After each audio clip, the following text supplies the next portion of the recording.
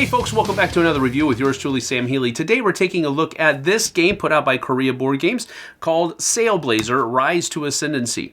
It is basically an exploration gaining experience type game where you're trying to gain prestige points and have the most prestige points at the end of the game. So there's a lot of sailing, a lot of nautical things going on here. So let's get down to the table. I'll show you how it works and we'll come back with some final thoughts after that in just a few moments.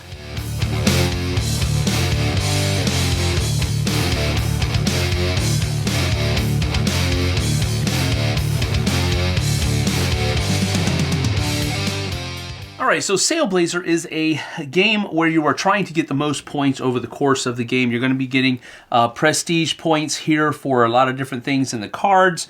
Some of these different exploration cards and pirate cards are going to give it to you. You're also going to get 1 point for each level of experience that you have throughout the course of the game. So there's a number of different things you're going to be getting points for, but that's your general goal, is to get the most points. So the game is carried out in 3 rounds, 3 ages. Each age is comprised of a bunch of different turns taken by the players, and each turn is split up into 2 phases. You have your movement phase, then you have your action phase. The movement phase is where you're going to be either exploring, which is drawing one of the tiles, choosing a cardinal direction, either north, south, east, or west, and placing it in that direction, and then taking your ship and moving it. Another thing you can do during the movement phase is simply sail, which means that you're going to be moving through tiles that have already been revealed, not revealing any new tiles. So you can sail, or you can just stay where you're at and carry out one of the actions that are already on the tile. Then, during your action phase, you have a number of different things you can do. You can draw a log card, you can sell or buy goods, you can resupply at a port, or you can work at a port, or you can fish. All right, so those in order. Drawing a log card. If you explored and you revealed a tile that has the ship wheel on it, then you can draw one of these Explorer cards and simply carry it out. Sometimes you're going to be fighting angry seagulls, so you'll need to roll the die here and get 2 or more. If you get victory, this happens. If you get defeated, that happens. Or it could be simply you found a floating box of goods and you get this stuff added to you, but you don't have to roll for it or anything like that. So those are generally the different kinds of cards that are in the Explore deck. Another thing you can do is you can buy or sell goods. So this one has, I believe, purple linen or silk here as a good that this island sells. So you can buy linens here for 1 gold each. Everybody starts with 2 gold, by the way. And you can also sell here as well. Now, selling is a little bit different because you can sell, if it is a tile that you have revealed this turn on an exploration, then you can sell goods that you have in your ship for their maximum price. And all of the different goods have different maximum prices. But if you're just sailing and you didn't reveal a card or a tile this turn, you have to sell it at its distance. So you take where you're selling your good and count the tiles to where the nearest island that produces that good is, and that's how much you're going to sell it for, up to its maximum. If you reveal a tile that has a port symbol on it, like this one right here, then you can resupply at a port where you can simply buy more fish, which you're going to be needing to use to move around the board as the game continues. You can buy more rum, which is usable in a number of different ways. You can add power to your fights and that type of thing. You can spend $3 to purchase sailors, and we'll talk about those in just a few moments. Or you can take loot tokens that you have gotten from fighting pirates and turn them in for prestige points. Finally, you can work at a port, and that just simply means that you gain one silver for the day.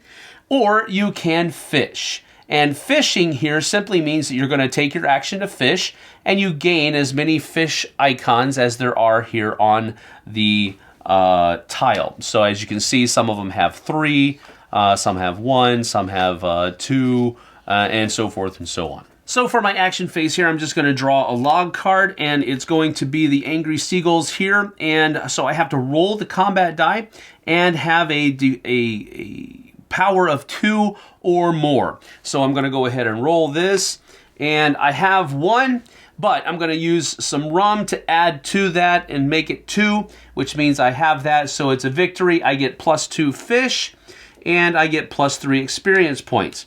So my experience point meter here goes 1, 2, 3. There are 2 levels here for experience. Once I pass the midway upgrade, I can gain a sailor and add it to my ship. Or I can gain 3 coins and simply add it to my pockets there. Or I can get an additional 3 points of experience. Now, the reason that you might want to get sailors is because you can place them in these different areas here. This one gives you +3 fishing whenever you go fishing. This one gives you +1 strength, and this one gives you +1 strength for when you're in combat. And then over here, you get speed +1 and speed +1 as well, which allows you to sail further on your turn, but it also reduces the cost of exploration. That's something that I didn't tell you about yet. But basically, whenever you explore, as you see on this thing here, it costs 1 fish to draw your exploration tile. And so that would have cost me 1 fish earlier, and now because of this card here, I have 3. And then once you pass the level up upgrade, where you're actually going to add a second thing here saying that you're level 1, and that's going to be 1 point at the end of the game for you. You can add 1 storeroom, which means that you upgrade here, which now this spot is available to keep more goods in.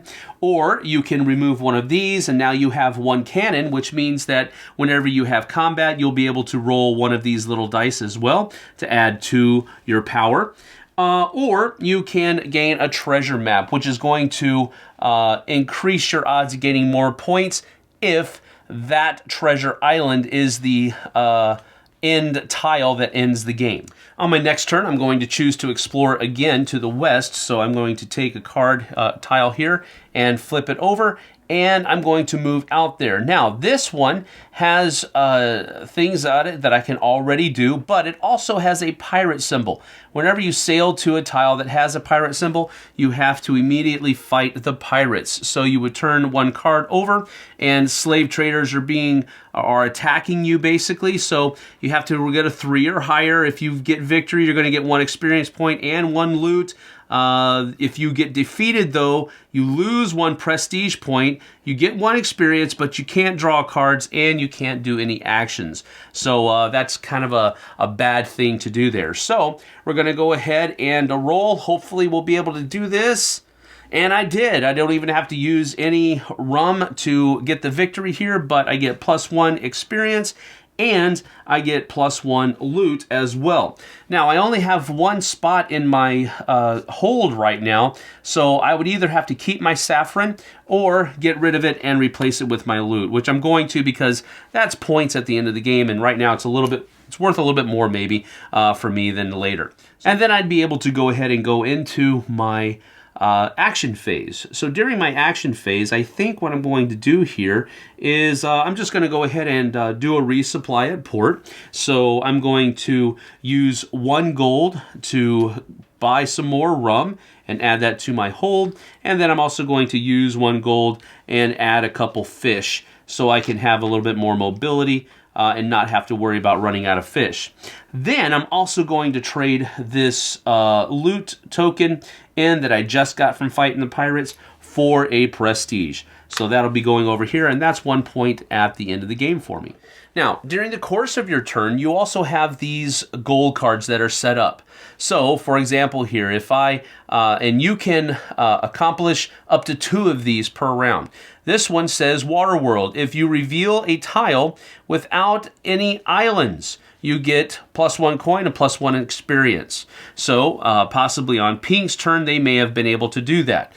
Seasoned Navigator. If you have at least 2 log cards, then you'll be able to claim this one, which means you'll get an extra coin. Here, a rare catch. If you go fishing, it's +1 experience after you go fishing. So if I chose to fish here, I get the fish, but I'd also be able to get 1 experience by claiming this card. And finally, the last thing I'm going to show you before we get to my final thoughts is these Prologue cards and Interlude cards and Epilogue cards. So basically, your Prologue is going to give you a basic storyline of what your character is doing, and it's randomly determined who gets what Prologue card. You shuffle these up and then hand them out, and then hand these out to whichever ones you have. So basically, Prologue 1 here says, gives you a storyline. It gives you your table nickname is Greenhorn, wear it proudly. And then it says, meet the local fisherman, and it tells you a North 1, East 3 location. So it gives you a little bit of a direction to go in at the beginning of the game. And then once you get to the interlude, you're going to be getting +1 prestige. Once you actually get out there, you have a little bit more prestige, and then it's going to give you some in-game possibilities on which one of these epilogue cards you're going to score based upon your current situation at the end of the game. And generally speaking, that's how the game is played, going through, of course, all 3 of the ages, and whoever has the most points at the end of that final age is the winner.